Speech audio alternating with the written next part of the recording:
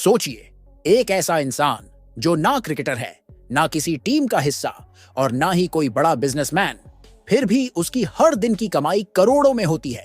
क्या यह किसी जादू से कम है या फिर इसके पीछे कोई बड़ा राज छुपा है? अनुराग द्विवेदी, फैंटेसी गेमिंग की दुनिया का सबसे बड़ा नाम, जिसने सिर्फ 6 सालों में 5 करोड़ की विनिंग और 30 करोड़ से ज्यादा की ऑनलाइन अर्निंग कर ली। लेकिन क्या वाकई यह सब फैंटेसी गेमिंग की बदौलत हुआ या इसके पीछे कोई बड़ा स्कैम छुपा है? क्या सच में कोई आम इंसान क्रिकेटरों से भी ज्यादा पैसे कमा सकता है? और सबसे बड़ा सवाल, क्या यह गेमिंग प्लेटफॉर्म लोगों को अमीर बना रहा है या बर्बाद करने का नया तरीका है? इस वीडियो में मैं इन सभी सवालों के जवाब देने वाला हूं, तो वीडियो को अभी से लाइक कर दीजिए और अगर आप पहली बार हमारे चैनल पर आए हैं तो सब्सक्राइब करना न भूलें, क्योंकि आगे आने वाली जानकारी आपको हैरान कर देगी। दोस्तों, आपने भी सुना होगा कि फैंटेसी गेमिंग को स्किल बेस्ड गेम बताया जाता है, लेकिन असल में यह सट्टेबाजी का सबसे मॉडर्न और डिजिटल रूप बन चुका है। किसी भी लाइव मैच के हिसाब से आपको अपनी टीम बनानी होती है और आपके चुने गए खिलाड़ियों का प्रदर्शन ही तय करता है कि आप जीतेंगे या हारेंगे। सुनने में यह आसान लगता है, लेकिन हकीकत इससे कहीं ज्यादा खतरनाक है। गुजरात के राजकोट में एक आईटी इंजीनियर ने दोस्तों और रिश्तेदारों से 8 लाख रुपए उधार लिए और सब कुछ फैंटेसी गेम में गंवा दिया। जब कर्ज चुकाने की बारी आई तो उसने अपनी जान दे दी। यूपी के गोरखपुर में एक शख्स ने इस गेमिंग की लत में इतना कर्ज ले लिया कि घर चलाना मुश्किल हो गया और आखिर में उसने अपनी पत्नी और बच्चे के साथ खुदकुशी कर ली। जो गेम आपको करोड़पति बना सकता है, वही किसी की जिंदगी तबाह भी कर सकता है। भारत में जुआ खेलना गैर कानूनी है। पब्लिक गैम्बलिंग एक्ट 1667 के तहत जुआ खेलना और इसे संचालित करना दोनों अपराध माने जाते हैं। आईपीसी की धारा 294 अवैध लॉटरी और सट्टेबाजी को रोकने के लिए बनाई गई है, लेकिन कुछ राज्यों में इसे स्किल बेस्ड गेम बताकर लीगल कर दिया गया।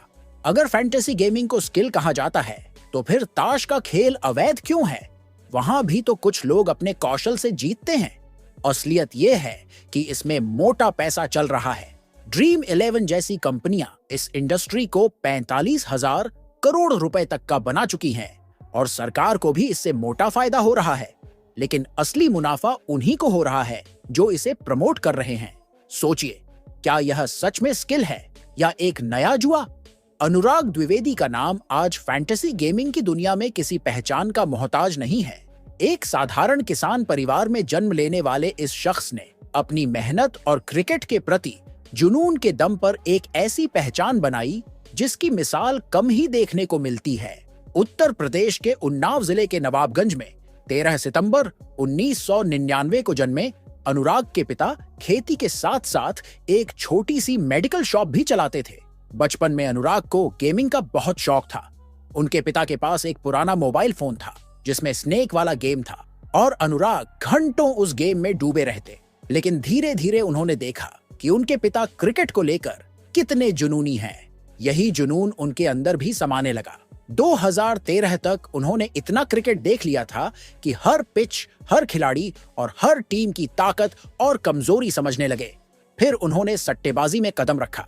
शुरुआत 50 रुपये से हुई, लेकिन धीरे धीरे यह रकम 1 लाख तक पहुंच गई। 2014 में उन्होंने 2.5 लाख रुपये कमाए, लेकिन यह रकम उन्हें मिली ही नहीं। 2015 में स्थिति और बिगड़ गई और उन्होंने इतना पैसा गंवा दिया कि घर में चोरी करने तक मजबूर हो गए। उन्होंने अपने चाचा की चेन और अपने पिता की मेहनत की कमाई भी सट्टे में झोंक दी। जब उनके पिता को यह पता चला तो उन्होंने एक ही बात कही, अगर दोबारा ऐसा किया तो मेरी मरी हुई शक्ल देखना। यह बात अनुराग के दिल में बैठ गई और उन्होंने सट्टेबाजी छोड़ दी।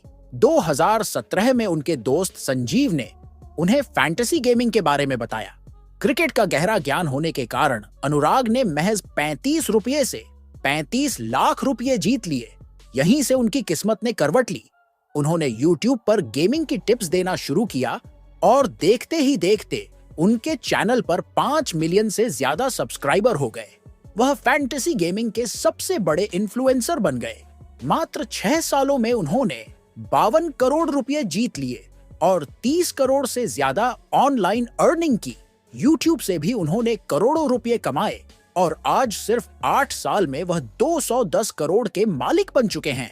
अनुराग ने 2011 से अब तक खेले गए हर क्रिकेट मैच को देखा है, चाहे वह आईपीएल हो या इंटरनेशनल क्रिकेट।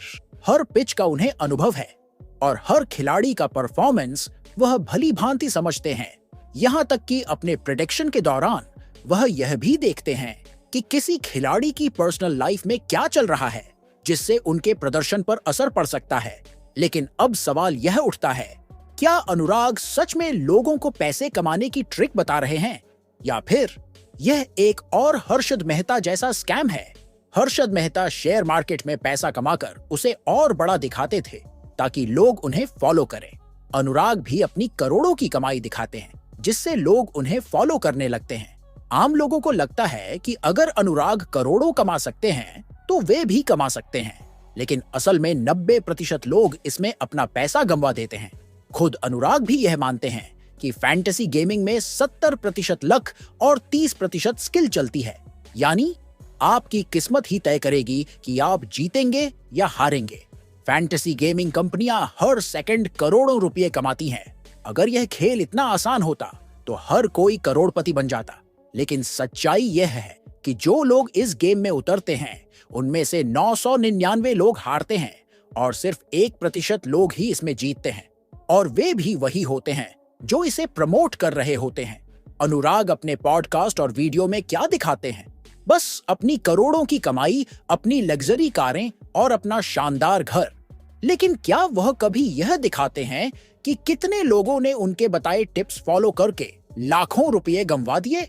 कितने स्टूडेंट्स ने अपनी फीस फैंटेसी गेमिंग में झोंक दी? कितने लोग कर्ज में डूब गए? जब अनुराग को नुकसान होता है तो वह कहते हैं कि इस मैच में मैंने करोड़ों रुपए गंवा दिए, लेकिन इससे क्या फर्क पड़ता है? उनके पास तो स्पॉन्सरशिप के पैसे आते हैं, ब्रांड डील्स होती हैं।